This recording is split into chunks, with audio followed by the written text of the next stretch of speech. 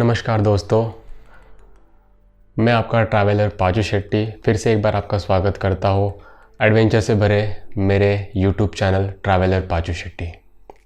तो ख़ास करके कैसा लगा आपको जो मेरा कश्मीर से कन्याकुमारी जो ड्रीम राइड है उसका एक्सपीरियंस वाला ब्लॉग जो सेकंड एपिसोड मैंने रिलीज़ किया था। तो आई होप कि सबको काफ़ी अच्छा लगा होगा और काफ़ी लोगों ने एंजॉय किया और काफ़ी लोगों के मुझे कमेंट भी आ गए कि इसके रिगार्डिंग वीडियोस बनाओ, उसके रिगार्डिंग वीडियोस बनाओ। तो मैंने काफ़ी लोगों को कमेंट रिप्लाई भी दिया था कि थोड़ा सा सब्र कीजिएगा, ज़रूर आपके जितने भी चाहने वाले जो वीडियो हैं वो आपको मैं ज़रूर क्रिएट करके बनाऊंगा, शेयर करूंगा आपके साथ। तो एक और बार फिर से आपका स्वागत है ड्रीम राइड कश्मीर से कन्याकुमारी 4000 किलोमीटर 10 स्टेट 19 दिन में कंप्लीट किया हुआ मेरे ड्रीम राइड का थर्ड एपिसोड। तो हालांकि मैंने बहुत सारे छोटे मोटे हिंट दिए थे कि इस एपिसोड में थोड़ा सा मज़ेदार सा किस्सा होने वाला है। चलो ठीक है, तो बिना कोई इशू के हम स्टार्ट करते हैं। जैसे लास्ट टाइम का जो राइड था मेरा, मैंने आपको बता दिया था कि मैं बड़ौदा से एक दिन, मतलब पिछला जो राइड में जो एपिसोड में जो मैंने राइड के रिगार्डिंग बात की थी उसमें ऐसा था कि एक रेस्ट था मेरा, अगर रेस्ट ना होता तो मैं एक दिन आगे होता। तो वैसे भी मैंने रेस्ट किया, वैसे भी आपको पता है कि कंटिन्यू मैं राइड कर रहा हूँ और रेस्ट की बहुत ज़रूरत है मुझे भी, मेरी साइकिल को भी। तो इसी रिगार्डिंग मैं बड़ौदा से निकल कर सूरत तो आ गया था।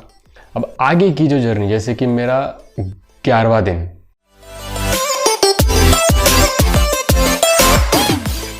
इलेवेंथ डे, जो कि मेरा सूरत से गणेशपुर यानी कि गुजरात से महाराष्ट्र के अंदर एंट्री मारने का दिन आ गया। और जब भी बताने चाहूँगा, ये जो राइड जो है टोटल 245 किलोमीटर का राइड है। तो जब भी मैं महाराष्ट्र के अंदर एंट्री करता हूँ तो एक प्लेस है गणेशपुरी, मतलब ये वसई विरार साइड में आता है। वहाँ पर मैं इसलिए जाता हूँ कि वहाँ पर एक मंदिर है, काफ़ी शांति मिलती है वहाँ मंदिर में घुसने के बाद। तो हमेशा जब भी मैं मुंबई, अभी भी कुछ टाइम पे अगर मुंबई जाता हूँ तो वहाँ पर बिना जाए नहीं आता। मतलब ज़्यादा से ज़्यादा मैं उस भगवान से प्यार करता हूँ।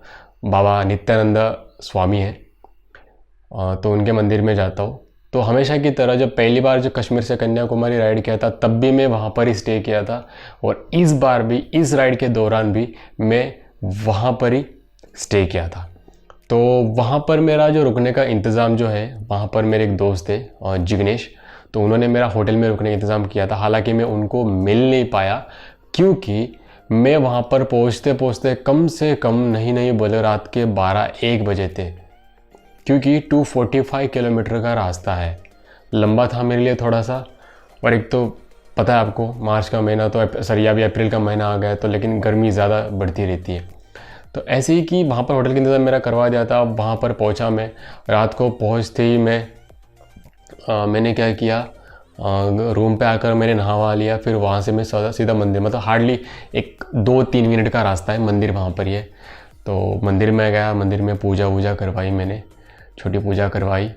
देर रात तक थोड़ी सी मंदिर खुली रहती है, और वहाँ पर जाकर प्रसाद वसाद लेकर 1-2 फ़ोटो खिंचवा कर मैं वहाँ से वापस आके रेस्ट किया।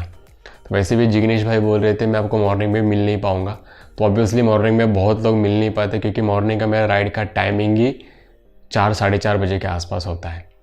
तो बस वहाँ पर आके मैंने रेस्ट कर लिया। रेस्ट करने के बाद वहाँ से मैं निकला था अगले दिन का राइड के लिए मैं निकल पड़ा था। यानी कि आज का जो मेरा राइड था वो था 12वां दिन का राइड, डे 12, गणेशपुरी से लेकर पुणे।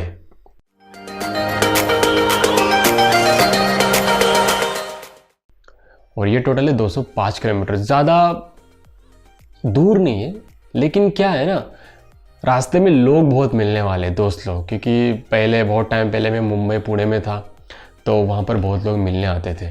तो इसी रिगार्डिंग मुझे सोचा था कि बहुत लोग मिलेंगे तो थोड़ा सा उसको थोड़ा सा मैनेज करके निकालना पड़ेगा। अब ऐसा था कि लास्ट टाइम जब पहले कश्मीर टू कन्याकुमारी राइड के टाइम पे मेरे दोस्त प्रमोद था, जो कि मेरा BMC बेसिक माउंटेनिंग कोर्स के टाइम में हम साथ में बैचमेट है, तो उसके घर पे रुका था। और इस बार भी बहुत लोगों ने पनवेल में रुकने का इंतज़ाम किया था, लेकिन मैं रुक नहीं पाया क्योंकि मेरे पास टाइम नहीं था, क्योंकि मुझे पहुंचना था गणेशपुरी से सीधा पुणे। और पुणे में ऐसा था कि पुणे में मेरा इंतज़ाम करवाया था मेरे मामा है, उनका होटल है, hotel sun and shine Katraj के पास, तो उनके होटल में मैं रुका था। ऑब्वियसली मतलब रिश्तेदार है तो फ्री में था मेरा सब कुछ। तो मैं वहाँ से निकला गणेशपुरी से मॉर्निंग में 4 साढ़े 4 बजे निकला और मैं पनवेल पहुँचा। तो पनवेल में कुछ दोस्त लोग तो मिल नहीं पाए, लेकिन एक दोस्त है और चेतन भाई, चीकू भाई बोलते हैं हम लोग, वो भी साइकिलिस्ट है पनवेल साइकिलिंग क्लब के, पीसीसी क्लब के। तो उन्होंने मुझे इनवाइट किया। अब उन्होंने बताया कि क्या खाएगा वगैरह, तो मैंने बोला बहुत टाइम हो गया मैंने वड़ा पाव नहीं खाया। तो मुझे वो रिसीव करने के लिए भी आए थे। इवन मैं जब रास्ते में आ रहा था मेरे 2-3 फ़ोटो भी उन्होंने खींच ली जब ब्रिज क्रॉस कर रहा था मुंबई के। फिर वो मुझे घर पे इनवाइट किया, तो उन्होंने घर पे मेरे लिए स्पेशली अंडे की भुर्जी और भाकरी बना के रखी थी। लेकिन मुझे पेट भरना था वड़ा पाव से, क्योंकि बहुत टाइम हुआ था वड़ा पाव खाया नहीं था। तो मैं उनके घर पे गया, वहाँ पर पहले तो वड़ा पाव खा लिया। कम से कम मैंने 7-8 वड़ा पाव खा लिया क्या उस टाइम पे, क्योंकि मन था, इसलिए भूख था इसलिए नहीं कि मन बहुत कर रहा था कि वड़ा पाव खाने का है। तो वड़ा पाव मैंने खा लिया। ऊपर से मैंने वापस, उन्होंने 3-4 अंडे की भुर्जी की थी, फिर वो खाई, भाकरी खाई। फिर लेकिन चीकू भाई बोल रहे थे नहीं आज तो यहाँ पर रुक के ही जा, आज स्टे कर ले। मैंने बोला पता है आपको शॉर्ट टाइम का है, ऊपर से शॉर्ट टाइम है, 19 दिन के अंदर कंप्लीट करना। ऑलरेडी मेरा एक रेस्ट हो चुका है, अब उसको कहीं ना कहीं मुझे मैनेज करना ही पड़ेगा उस एक दिन के। या तो मुझे नाइट राइड करनी पड़ेगी, या तो मतलब समझ लो कि आप कुछ ना कुछ तो करना पड़ेगा, लेकिन आपको एट इज इट आपको पहुंचना पड़ेगा कन्याकुमारी 19वें दिन। तो ठीक है, तो वहाँ पर गया, खाना वाना खा लिया मैंने, मॉर्निंग में खाया था, नाश्ता वास्ता कर लिया। फिर वहाँ से मैं मॉर्निंग में निकल पड़ा। वहाँ से निकलने के बाद एक तो पता है फिर सीधी चढ़ाई आती है लोनावाला खंडाला की। लेकिन इस बार मेरा प्रैक्टिस इतना तगड़ा हुआ था कि फर्स्ट टाइम में मैं जितने भी राइड करता था, जैसे कि फर्स्ट कश्मीर टू कन्याकुमारी मैंने किया था जो 60 दिन के अंदर कर रहा था, उसमें ऐसे थे कि हर चढ़ाई को मैं धक्का मारता था। लेकिन यहाँ पर पहली चढ़ाई जब से सबसे हार्ड मिलती है, जैसे कि महाराष्ट्र के बाद सह्याद्री आती है, सह्याद्री में लोनावाला हो गया, खंडाला हो गया, सातारा घाट हो गया, तो बहुत सारी चीज़ें हैं। ये वहाँ पर राइडिंग बहुत टफ होती है क्योंकि पूरी की पूरी कंप्लीटली चढ़ाई है। तो इस बार ऐसा प्रैक्टिस करके एकदम हार्ड एक्सरसाइज हुआ था कि इस बार सारे के सारे चढ़ाई मैंने बैठ के ही चढ़ा ली साइकिल पे। आप यकीन नहीं करोगे, मतलब कहाँ पर भी रुका नहीं मैं। इवन लोनावाला हो गया, खंडाला हो गया, मुझे पता ही नहीं चल रहा था कि चढ़ाई आई कि नहीं। मैं तो अभी वेट कर रहा था कि अब भी आएगा लोनावाला, अब भी आएगा, लेकिन नहीं, मैंने कंप्लीटली क्रॉस ओवर चल के चला गया और कैसे भी करके शाम के टाइम पे मैं पुणे पहुंच गया। पुणे में मुझे पता था कि मामा का होटल है बोल के, लेकिन कहाँ पर था ये पता नहीं था। फिर भी मैं ढूंढते चांदनी चौक जो है पुणे में ब्रिज, तो वहाँ पर पहुँच गया और वहाँ पर मैं एक होटल मिल गया जो कि मामा का था, होटल सन एंड शाइन। तो वहाँ पर आ गया। अब दोस्त लोग तो पुणे में बहुत हैं, लेकिन एक ख़ास दोस्त है मेरे अंशु भाई, जो कि मेरे रूपकुंड ट्रैक में मुझे मिले थे। पता नहीं उनके साथ बहुत ही एक ख़ास अटैचमेंट है, तो वो आए थे मिलने के लिए। बहुत टाइम से वो मुझे मिले नहीं थे और बहुत उनकी इच्छा भी थी कि मुझे मिले। तो मैं होटल पे था तो वो वही आ गए, काम मतलब वो भी पुणे में ही रहते, और वहाँ आ गए और मुझे मिले, रूम में बैठे, बहुत सारे बातें की, फ़ोटो वोटो खींचे हम लोग। फिर वो बहुत सारी बातें शेयर करने के बाद वो वहाँ से चले गए और मेरा आज का रेस्ट। अगर आज के राइड के बारे में बताऊंगा तो काफ़ी अच्छा था। एक तो जो टास्क है चढ़ाई का, वो मुझे अपनी प्रैक्टिस के बाद पता चला कि हाँ, मेरा प्रैक्टिस काम आया इस चीज़ में। क्योंकि जब लॉन्ग राइड करते हैं तो आप लेवल रोड चलाने से अच्छा है कि आप चढ़ाई वाला प्रैक्टिस ज़्यादा करो हर जगह पर। मैं ये नहीं बोल रहा हूँ कि आप चढ़ाई का प्रैक्टिस करो, चढ़ाई का प्रैक्टिस करो तब आपकी जो साइकिल का जो स्पीड है वो ग्रेडियंट लेवल के बहुत खास करके खींचेगी। तो वही काम आया था, लोनावाला आ गया, खंडाला आया, मुझे इवन पता भी नहीं चला कि ये इतनी चढ़ाई है बोल के, कि इतनी प्रैक्टिस थी।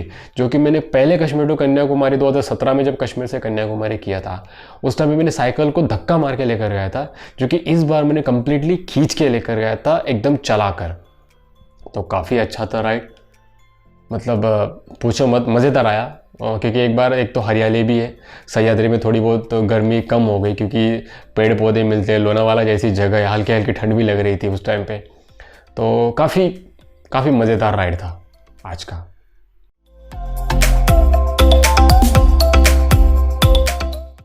पुणे से कोल्हापुर, ये एक राइड 243 किलोमीटर का राइड है। और यहाँ पर भी सेम, यहाँ पर एक मेरे मामा रहते कोल्हापुर में, जो कि वहाँ पर 2 होटल है, एक तो मंदिर के पास है, एक तो मंदिर से 25 किलोमीटर पीछे है हाईवे के साइड। और ऑब्वियसली मैं तो मंदिर के लिए कोल्हापुर से इतना अंदर नहीं जाऊँगा, क्योंकि अंदर जाऊँगा और फिर अगले दिन वापस मुझे अंदर से बाहर आने के लिए बहुत टाइम लगेगा। तो सोचा हाईवे के साइड में, तब फर्स्ट टाइम कश्मीर से कन्याकुमारी किया था, तब भी मैंने होटल रोड के साइड जो होटल है उनका, वहाँ पर रोका था, और इस बार भी वहाँ पर रोका था। इवन हालांकि ये इस बार का जो होटल उस टाइम पे इनके अंडर नहीं था, लेकिन उनके पहचान वाले वहाँ पर थे होटल में, तो मुझे रुकने का मौका मिला विदाउट पेमेंट का। पहचान वाले थे इसलिए मैं वहाँ पर रुक गया था। तो आज का जो राइड था 243 किलोमीटर पुणे टू कोल्हापुर का, काफ़ी अच्छा राइड है। इसमें एक प्लेस आता है बीच में नसरापुर, जो कि मेरा बचपन मैंने उस गांव में बिताया गया है, लेकिन उस गांव में इस बार जा नहीं पाया क्योंकि मैंने आपको पता है कि 4000 किलोमीटर को मुझे 19 दिन में कंप्लीट करना है, तो मैं गांव जा नहीं सकता। चलो खैर, वहाँ पर तो बाद में भी जा सकते हैं। जो अपना जो पहले जो लक्ष्य है उसको कंप्लीट करना ज़रूरी है। तो ये सोच के मैं अपनी साइकिल को अच्छी तरीके से खींचा और बहुत दूर तक, मतलब आपका पकड़ो, मैं यकीन सोच रहा था कि 243 किलोमीटर का जो मेरा डिस्टेंस है पुणे से कोल्हापुर का, उसको क्रॉस करके आगे जाओ, लेकिन ये कभी होता नहीं है। क्योंकि हमने दिमाग में एक माइंड सेट होता है ना कि नहीं, आज 250 किलोमीटर का है यार, बस आज 250 किलोमीटर चलाओ, वही एक माइंड सेट होता है। उस माइंड सेट के हिसाब से उतना ही स्पीड आप पेडल कर पाते हो। हाँ, अगर आपने टारगेट रखा कि हाँ आज 250 है, आज 300 चलानी है, तो अगर ये माइंड सेट आपने कर लिया ना, तो आप ज़्यादा खींच सकते हो। तो मैंने माइंड सेट तो 250 के आसपास का ही किया था, तो उतना ही चला पाया। फिर वही शाम को जाके मैं होटल यशवंत नाम का होटल है कोल्हापुर में, हाईवे में ही है, कोल्हापुर से बहुत पीछे 25-30 किलोमीटर के आसपास। तो वहाँ पर पहले वो मामा के हैंड ओवर में था। पहले जब पहली बार कश्मीर से कन्याकुमारी किया था 2017 के राइड में, उस टाइम पे उनके अंडर था, उस टाइम पे मामा भी वही थे। लेकिन इस बार वहाँ के कुछ लोग, जब उस टाइम पे जो होटल में काम करते थे तब के लोग वहाँ पर थे, तो उन्होंने मेरे लिए रुकने का इंतज़ाम किया था, रूम वूम दिया, खाना वाना दिया अच्छा खासा, और वहाँ पर रुक गया। तो राइड काफ़ी अच्छा था और मतलब काफ़ी मज़ेदार राइड है। इवन अभी तक जितने भी राइड मैंने किए, अभी ये मेरा जो राइड है ये डे 13 का है, तो अभी तक के कहाँ पर भी दिक्कत नहीं आई है मुझे। मतलब एकदम मज़ेदार राइड था। कोई साइकिल मेरी पंचर भी नहीं हुई थी, अभी तक मेरी साइकिल पंचर भी नहीं हुई थी, ना कोई टेक्निकल फॉल्ट आया था साइकिल में। तो काफ़ी मज़ेदार तरीके से साइकिलिंग चल रहा था, इसलिए मुझे भी काफ़ी मज़ा आ रहा था। चलो भाई, एक कॉन्फिडेंस लेवल काफ़ी अच्छा था कि काफ़ी अच्छा चल रहा है, चलते रहते हैं। तो बस काफ़ी अच्छे तरीके से चल रहा था।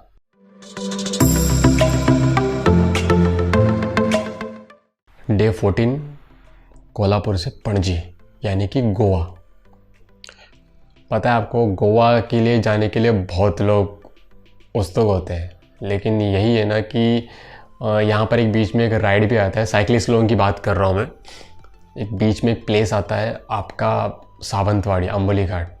मतलब आज तक मेरी साइकिलिंग की लाइफ में जो कि सबसे सेक्सीएस्ट रूट जो है ना, वो है अंबोली घाट सावंतवाड़ी।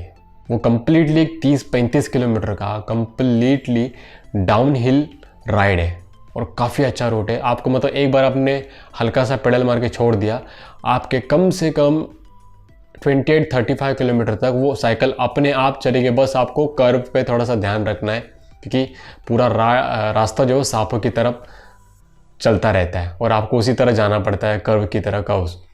तो यहाँ पर ऐसे हुआ था, मैं मॉर्निंग में 4:30 बजे के आसपास में कोल्हापुर से मामा के यशवंत होटल से मैं निकला मॉर्निंग में।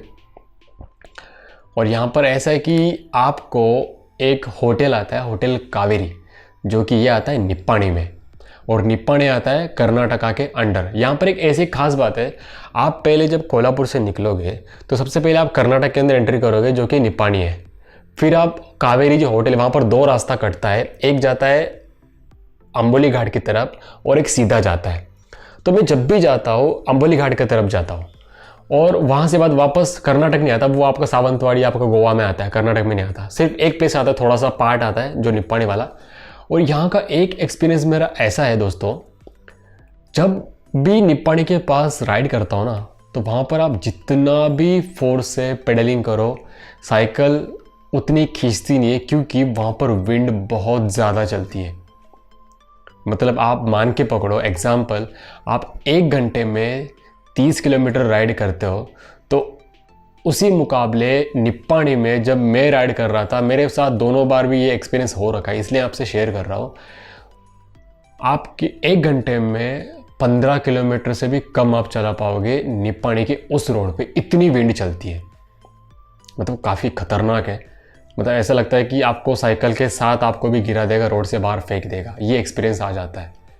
तो मैं पहुंचा, कावेरी होटल के पास पहुंचा और वहाँ से मैंने राइट ले ली अम्बोली घाट की तरफ, मतलब पणजी की साइड में। अब कैसे भी करके वो जो एक पार्ट है, जैसे कि सावंतवाड़ी तक पहुँचने का, अम्बोली घाट जो है वहाँ तक पहुँचने का जो रास्ता है इतना ख़राब है।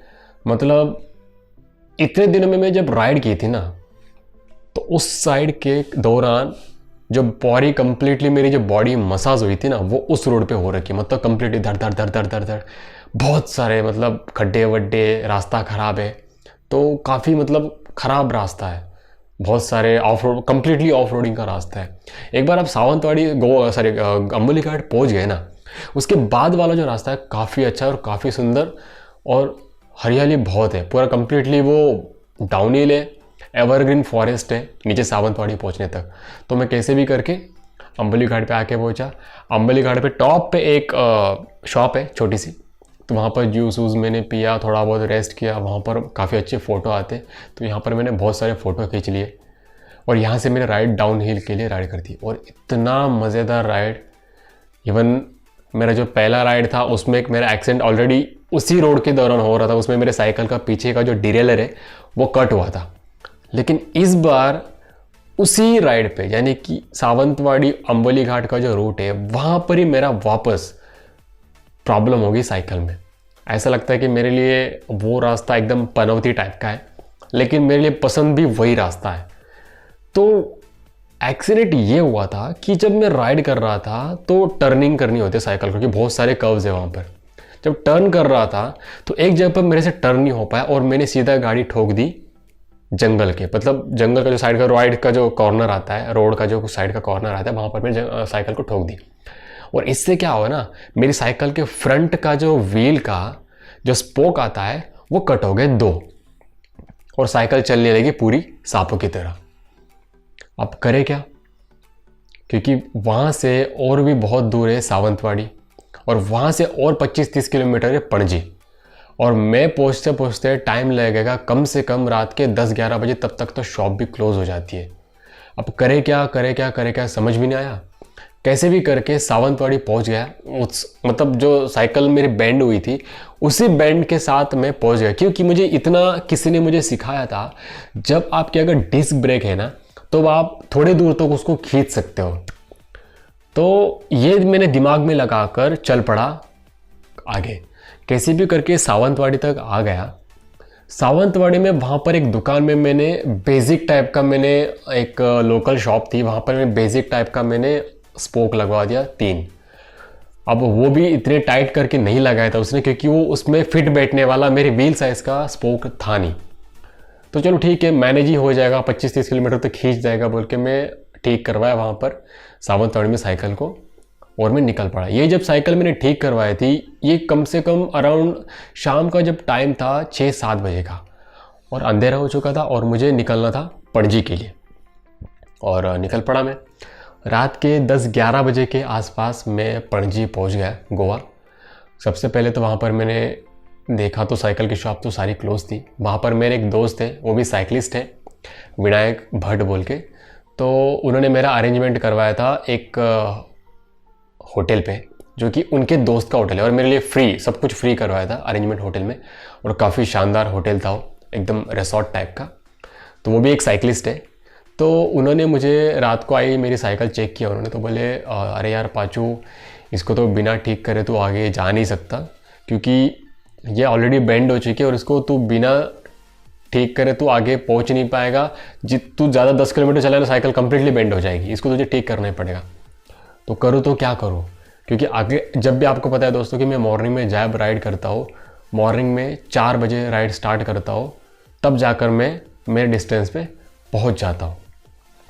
तो अब उन्होंने बताया कि एक बंदा है जो कि रोड साइड में ही साइकिल शॉप रिपेयर करता है, तो उससे पास से ठीक करना पड़ेगा, लेकिन वो भी मॉर्निंग में 9-8 बजे तक आएगा। चलो कोई नहीं, अब ऑप्शन है ही नहीं मेरे पास। देखो मेरा ये चीज़ होती है कि जब मेरे पास ऑप्शन होता नहीं है तो जो ऑप्शन है उसको अपनाना बेटर चीज़ होता है। तो मैंने भी वही किया। अब ऑप्शन था नहीं, जो 10 बजे दुकान ओपन होने वाला है, इससे अच्छा है कि मैं जब उसके पहले जो दुकान ओपन हो रही है वहाँ से मैं साइकिल रिपेयर करवाऊँ। तो उसने क्या किया, वहाँ पर चला गया दुकान पे मॉर्निंग में, और उसने पहले जो फिक्स किए थे, जो सावंतवाड़ी में जो उसने स्पोक फिक्स किए थे उसको रिमूव कर दिए। इवन हालांकि उसके पास भी मेरी साइकिल व्हील को अटैच होने वाला स्पोक थे नहीं, लेकिन बंदा इतना एक्सपर्ट था, उसने स्पोक को कट करके, उसने मैनेज करके, बेंड वेंड करके, कैसे भी करके उसने एकदम टाइट तरीके से स्पोक को लगाकर मुझे साइकिल को रेडी करके दे दिया। वो उसने कम से कम 10, साढ़े 10, 11 बजे के आसपास साइकिल मुझे रेडी करके दे दी।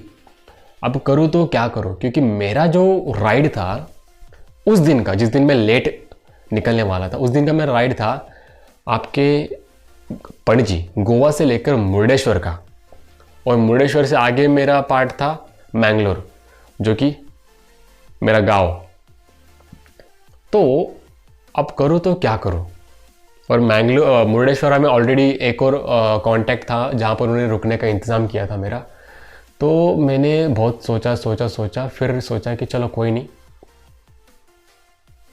भगवान संभाल लेगा, जो होगा देखा जाएगा, निकल पड़ते हैं। और मैंने क्या किया, कम से कम 12 बजे में दोपहर को पूरा बोरिया बिस्तर बांध के निकल पड़ा साइकिल पे।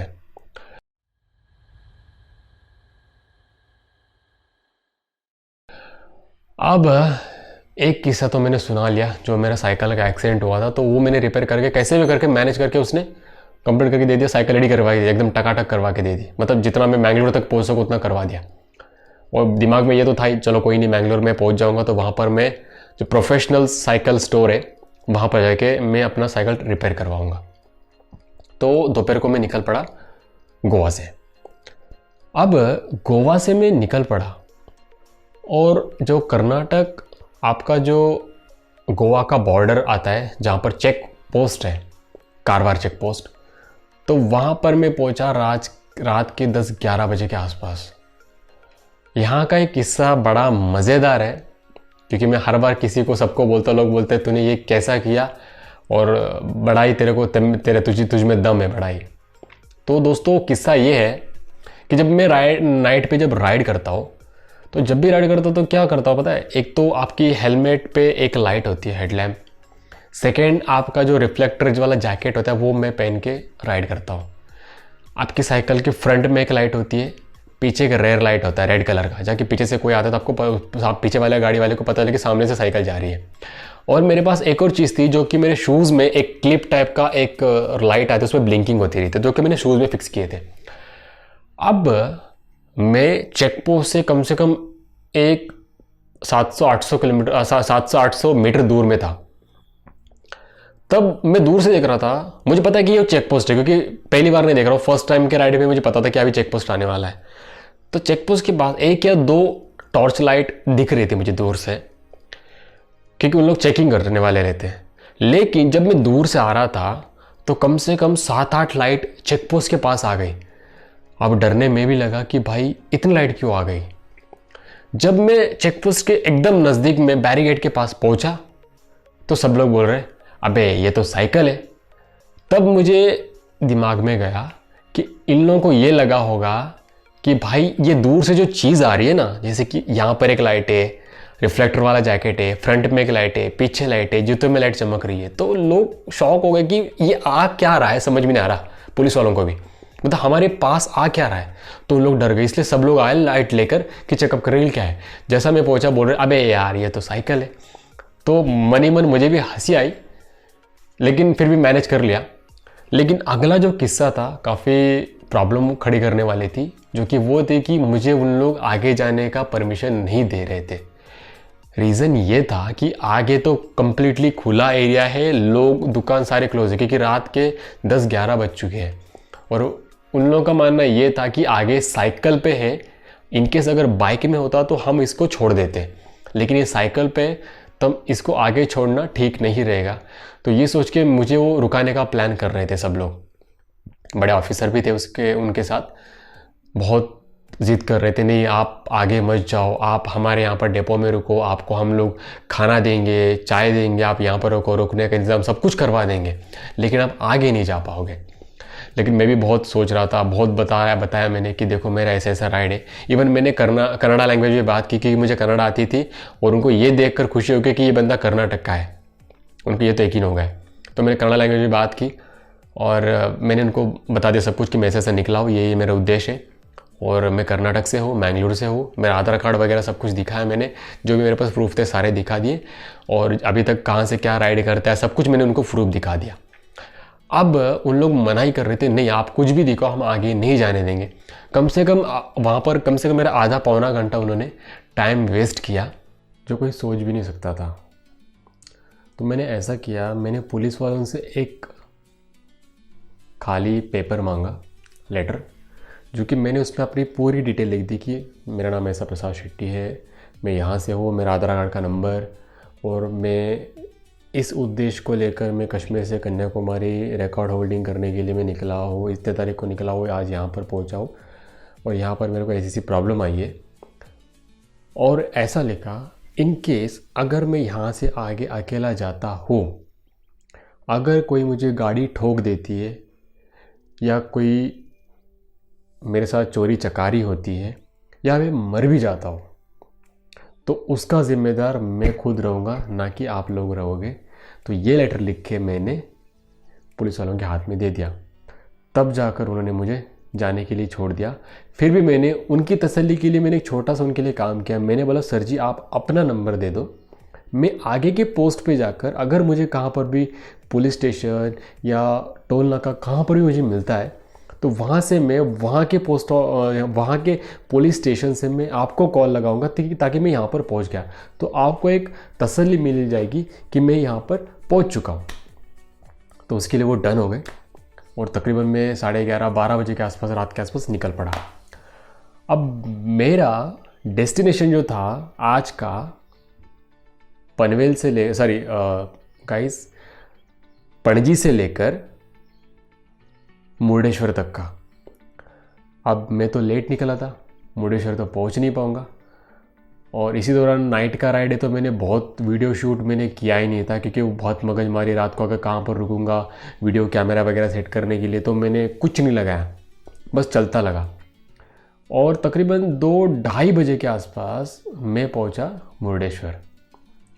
वहाँ पर मेरा जो स्टे का इंतज़ाम करने वाले थे वो मेरा वेट कर रहे थे, लेकिन मैं उनको बता दिया आप चिंता मत करो, मैं नहीं रुकने वाला, मैं आगे निकल रहा हूँ।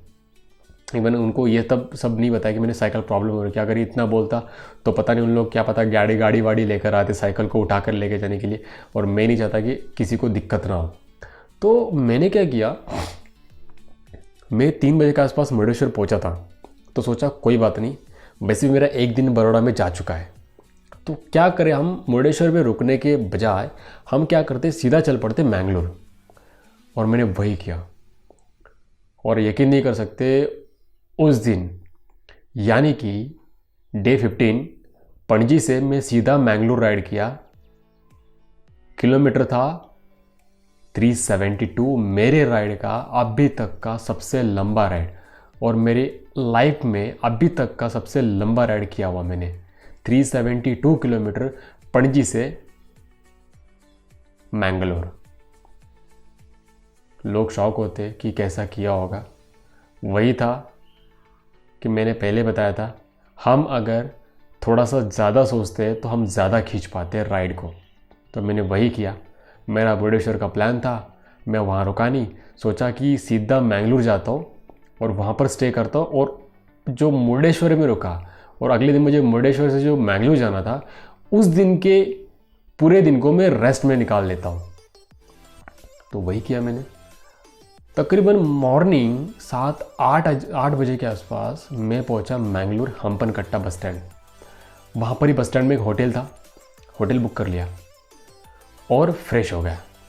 सबसे पहले मैं साइकिल को लेकर, वहाँ पर एक ताज साइकिल है जो कि अच्छा खासा प्रोफेशनल साइकिलिस्ट लोग वहाँ पर आते, लोग भी खरीदते साइकिल वहाँ से, और काफ़ी मतलब अच्छी साइकिल की स्टोर है। वहाँ पर पहुँचा और वहाँ पर मैं साइकिल की सर्विस करवाई कम्प्लीटली। अब देखो, पहला सर्विस मैंने करवाया था जम्मू में, सेकंड सर्विस करवाया था मैंने अहमदाबाद में, और थर्ड सर्विस करवाई मैंने मैंगलोर में। वहाँ पर मैंने स्पोक भी एकदम कंपनी के डलवाए, जो कि लोकल डलवाए थे पहले पणजी में, प्रॉपर सब निकलवाया, प्रॉपर कंपनी के स्पोक डलवाए मैंने। वहाँ पर कंप्लीटली सर्विस करवाई। फिर वहाँ पर जिन्होंने मुझे जो second time Kashmir to Kanyakumari के लिए मुझे सपोर्ट किया था, प्रकाश शेट्टी, वो आ गए थे मुझे मिलने के लिए। और मेरा एक छोटा सा एक कार्यक्रम था मैंगलोर में, एक जो मेरी लैंग्वेज है तुलु लैंग्वेज, तो उसकी एक एकेडमी है, तुलु साहित्य अकेडमी, तो वहाँ पर मेरा सम्मान होने वाला था। तो प्रकाश शेट्टी जी आ गए और वो मुझे लेकर गए तुलु साहित्य अकेडमी में, और वहाँ पर बड़े बुजुर्ग लोग थे, उनसे बात हो गई और उन्होंने मुझे सम्मान किया, फ़ोटो वोटो निकलवाया बैनर वैनर लेकर। वो एक काफ़ी अच्छा मोमेंट था मेरे साथ, जो कि मेरे गांव में मेरे गांव वाले मेरे लिए इतना सब कुछ कर रहे हैं, तो काफ़ी खुश हुआ था मैं भी। तो उसके बाद मैं फुल रेस्ट हो गया, थोड़ा बहुत मैंगलोर की सिटी विटी घूम रहा था साइकिल पे ही, और उस दिन मैंने बिना साइकिल चलाए रेस्ट किया। तो ये था पूरा आज का दिन, ये था मेरा एक्सीडेंट के बाद हादसा। मतलब ये जितने भी थे, जैसे कि एक मैंने बोला एक्सीडेंट, पुलिस वालों ने पकड़ा, नाइट राइड, ये मैं कभी नहीं भूल सकता और काफ़ी मज़ेदार था ये सीन। मैं हमेशा किसी के साथ भी शेयर करता हूँ इस चीज़ों को, तो सोचा आपके साथ भी शेयर करो। तो दोस्तों, कैसा रहा मेरा कश्मीर से कन्याकुमारी जो ड्रीम जर्नी है उसकी थर्ड एपिसोड। आई होप कि काफ़ी अच्छा लगा होगा तुम लोगों को। ऐसी बहुत सारी चीज़ें मैं आपसे शेयर करता रहूँगा। सो गाइज़, प्लीज़ सपोर्ट कीजिएगा। मेरा जो यूट्यूब चैनल है उसको सब्सक्राइब कीजिए, ज़्यादा से ज़्यादा शेयर कीजिए, लाइक कीजिएगा, और ऐसे ही मेरे से एडवेंचर की बहुत सारी चीज़ों का इन्फॉर्मेशन लेते रहिएगा। फिर मिलूँगा मैं चौथे एपिसोड के साथ, वापस नए चीज़ें लेकर। अलविदा।